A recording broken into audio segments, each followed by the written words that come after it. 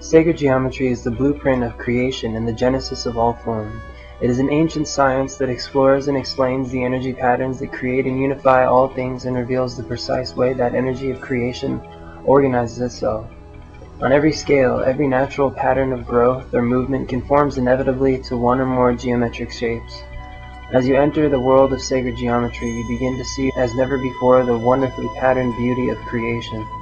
Sacred geometry is defined as opening the heart and mind to conscious evolution through geometric models. It is the study of geometric forms and the metaphorical relationships to transitions of mind, emotions, and spirit. The transition of the human spirit can be seen in the transition of one geometric form to another through its own evolvement, moving into higher and higher patterns. This is the way of the heart as well. The spiral is the most obvious symbol of this evolution of consciousness. Sacred geometric forms are not stagnant. They are in constant flux, evolving or devolving from one geometric form to another at their own speed or vibratory frequency.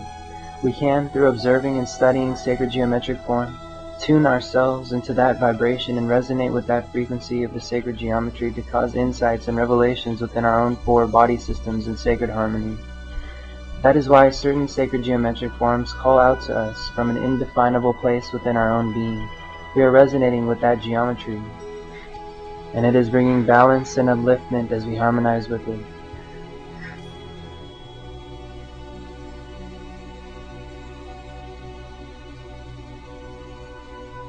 The ancients believed that the experience of sacred geometry was essential to the education of the soul. They knew that these patterns and codes are symbolic of our own inner realm and the subtle structure of awareness. To them, the sacred had particular significance involving consciousness and the profound mystery of awareness, the ultimate sacred wonder. Sacred geometry takes on a whole other level of significance when grounded in the experience of self-awareness.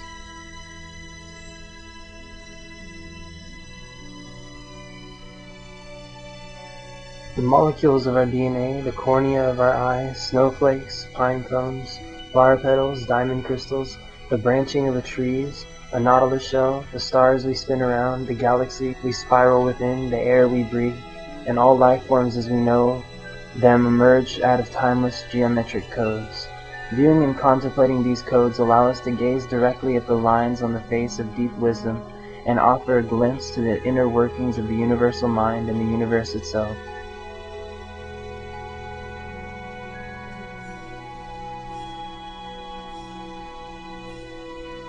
Drunvalo Melchizedek maintains that sacred geometry started when spirit made its first projection into the void and created the first octahedron around itself. The void is infinite, nothing in it, and these forms being created are also nothing. They're just imaginary lines created out of consciousness. This gives you an idea of what reality is, nothing. The Hindus called reality Maya, which means illusion. Spirit can sit in the middle of its creation for a long time, but eventually it will make a decision to do something. To recreate the process, mystery school students were given special instructions to reenact the same motions that Spirit took. These two simple instructions are all that's required to complete and create everything in the entire universe. Remember that Spirit is now sitting in a sphere. The instructions are to move that which is newly created, then project another sphere exactly like the first. That does something very special and unique. This is an absolutely foolproof system for creating reality. You cannot make a mistake no matter what you do. All you do is move that which is newly created and project another sphere the same size as the first one. In this system, since nothing exists except the bubble and the void, and inside the bubble is the same as the outside, the only thing that's new or different is the membrane itself, the surface of the sphere. So consciousness decides to go to the surface. It makes no difference whether it goes on the surface or it can go anywhere. It doesn't make any difference how it gets there either. Whether it goes in a straight line or in curves or spirals or explores out and seeks through space in between, it can be really creative. It doesn't make any difference. But somehow or another it will end up on the surface of the sphere. For purposes of this example, we'll say that Spirit went up to the top, just to be symmetrical and easier to deal with. Anyway, Spirit, the single little eye, lands on the surface. It has just made the first motion in Genesis. And the Spirit of God moved on the face of the waters. And the very next thing was, God said, "Let there be light," and there was light. At this point, Spirit only knows how to do one thing. Actually, it knows how to do two things, but the end result is one. It knows, 1, how to project the little octahedron and create a sphere, 2, how to move to what's newly created. That's it. Very simple reality. So once it arrives on the surface, it makes another octahedron, spins it around on the 3 axes, and forms another sphere identical to the size of the first one. It's identical in size because its ability to project into the void is the same. Nothing has changed in that respect, so it creates a second sphere exactly the same size as the first. When it does that, it has done something in terms of sacred geometry is very special. It has formed a vesica Pisces at the intersection of the 2 spheres. Have you ever seen 2 soap bubbles sticking together? When 2 soap bubbles intersect, a line or circle goes around their linkage.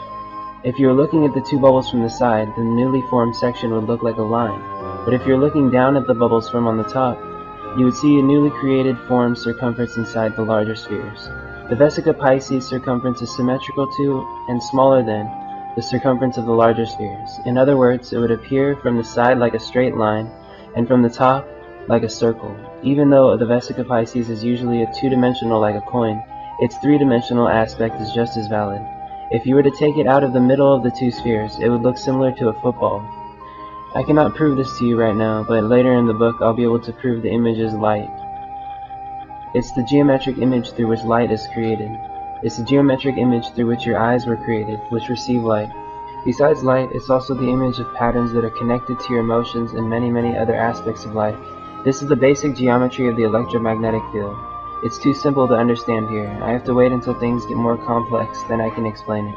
I'll show you the first motion of Genesis creates the pattern that is light. That's why God said, "Let there be light." He couldn't say that until he projected the second sphere and made the vesica Pisces. When Spirit is in the center of the second sphere and looking down at the vesica Pisces, it's looking upon the newly formed circle, the circle of the vesica Pisces. This circle is the only thing that's new, and the Spirit's instructions are to go on to what's newly created. It doesn't make any difference whether it goes on the new circle. It cannot make a mistake. It just moves to somewhere on that circle and projects a new sphere. No matter where Spirit lands, we can rotate the sphere to look like this drawing. In every motion of Genesis, vast amounts of knowledge came out. The first creation produced the sphere. The first motion, day, produced the vesica Pisces, which is the basis of light. The second motion, day, produced, in interpreting the relationship between the 3 spheres, the basic geometries of the star tetrahedron, which you will soon see is one of the most important shapes for life. We're not going to get into all the information that was formed at this time, but each time a new sphere was formed, more and more information unfolds and more creative patterns become visible.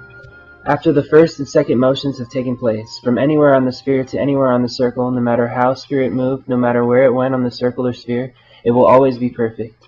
It will begin to move exactly on the equator of the original sphere. There are an infinite number of equators on that sphere, but it will choose the perfect one. After that pattern is created, there's only one instruction left to follow, forever. The only other action to be taken until the end of time is always to move the innermost circle point and project another sphere. For the sake of clarity, let's define what we mean by the innermost circle point.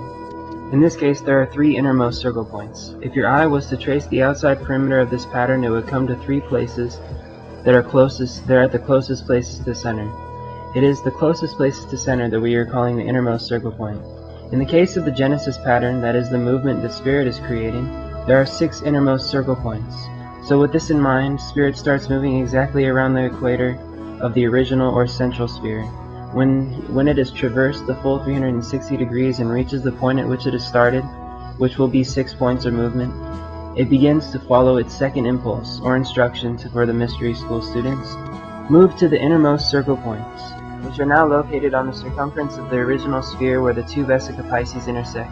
Simply put, they are the points as close as possible to the outside of the pattern. That continual movement begins to form a vortex. This vortex creates different types of 3-dimensional forms, one after another, which are the building blocks or blueprints of the entire reality. Once Spirit has created the 3rd sphere, it now moves to the innermost circle point and projects another sphere. There is information here, but it is too complex to discuss at this time. This is very interesting. It is the 4th motion or day.